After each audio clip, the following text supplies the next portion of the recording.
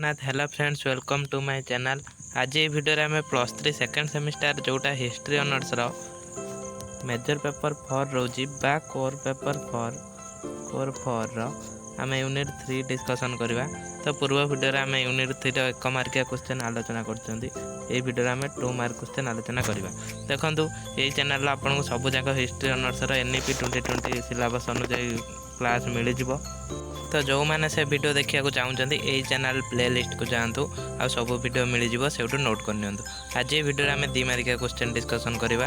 तो एगुड़ा सब नोट करने जो मानकर यार पीडीएफ दरकार ये जो क्लास करवा या पीडीएफ दरकार से मैंने मो टेलीग्राम रे जॉइन हो जातु। डिस्क्रिप्शन लिंक अच्छी से मुझे पीडीएफ शेयर करदेवी। तो चलते वीडियो को आरंभ करवा।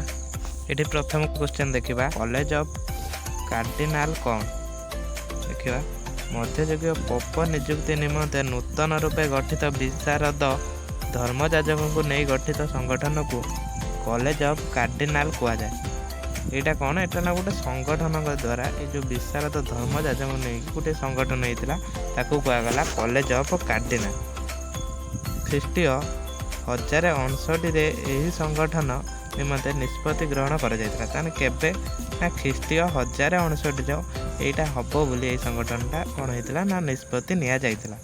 एटा भी 1 मार्किया क्वेश्चन आसीबो। तो एक नोट करथिबे यही नूतन व्यवस्था अनुसार ख्रीष्टियान धर्मशास्त्र आईन शास्त्र आईन दर्शन विज्ञान इतिहास इत्यादि शास्त्र रे विशेष ज्ञान थिमा धर्मजाजकों को नहीं यह प्रतिष्ठा लाभ करथिला। तामाने जो मानकर ज्ञान थिला जो धर्मजाजक मानकर से मानक नहीं यहाँ प्रतिष्ठा करा जायतिला। निर्वाचन माध्यम पोप नियुक्ति करने क्षमता ए विशारद मंडली प्राप्त है। प्रायतः पोप नियुक्ति क्षेत्र में राजनैतिक हस्तक्षेप परंपरा अवसान है। देखो ये गोटे 2 मार्किया क्वेश्चन पढ़ने ये भी आपंकर 3-4टा 1 मार्किया क्वेश्चन ऑटोमेटिक कंप्लीट हो जाऊँगी। आइला वार्म सहमति कौन। ये वार्म सहमति कौन देखा यूरोप रे सम्राट एवं पोप परिषद मध्य घटी कंदलर समाधान सहमति को वार्म सहमति कहुए। देखो जति कौन से कंदल होता तार भी समाधान होता तो सहीटा कौन कहुला वार्म सहमति। से वार्म सहमति कहु। 1122 ख्रीष्टाब्द जर्मनी वार्म सहर में यही सहमति स्वीकार होता। ताने कौटे ये सहमतिटा स्वीकार होता जर्मनी केबे होता 1122 ख्रीष्टाब्द। यही चुक्ति अनुसार सम्राट धर्मजाजकों को एक अणधार्मिक पद्धति अभिषिक्त करें किंतु धार्मिक परंपरा बिशप आर्क बिशप मान हाथ में रहा।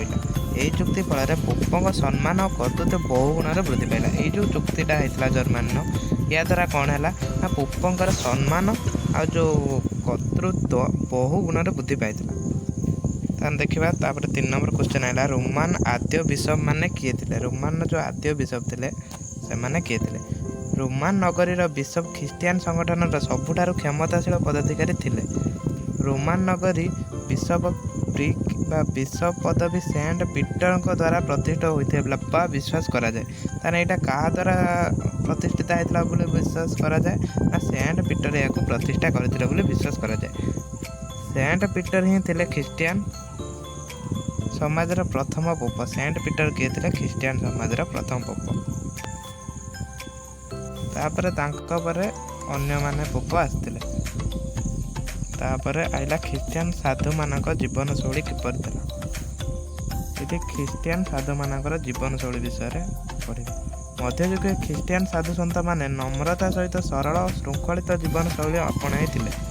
सेंट बासिल मतरे साधारण दरिद्र व्यक्ति जीवन यापन सहित ध्यान उपासना तथा लोकहित कर्म साधुर कर्तव्य होगा उचित। सेंट बल्डिंग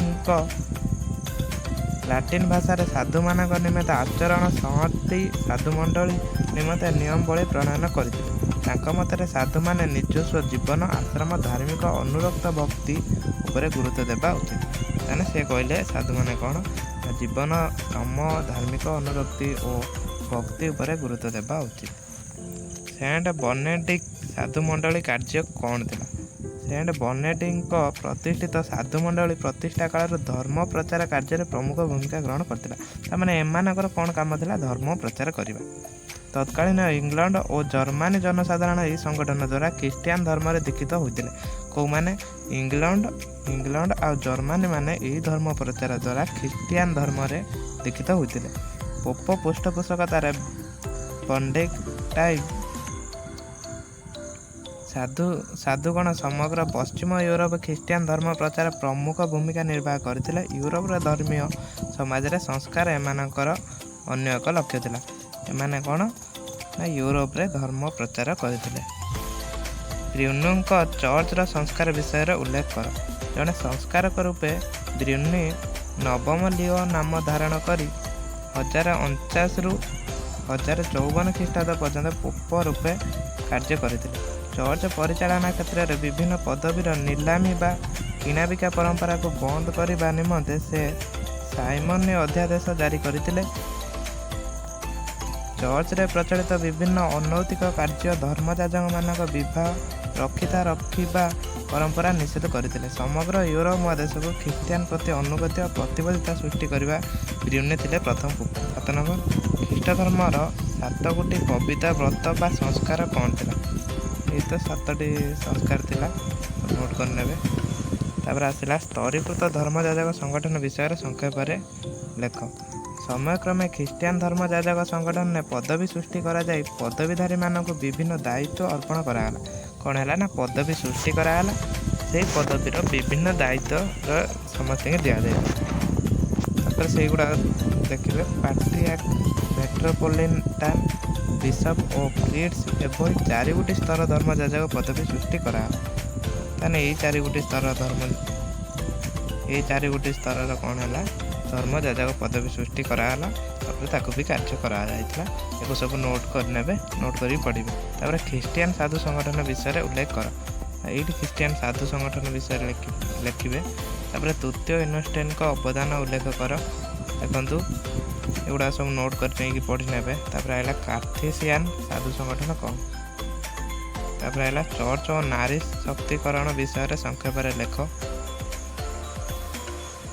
ये 12टी क्वेश्चन आप पढ़ी थे देखिए, याद भी 5 मार्क आसपे।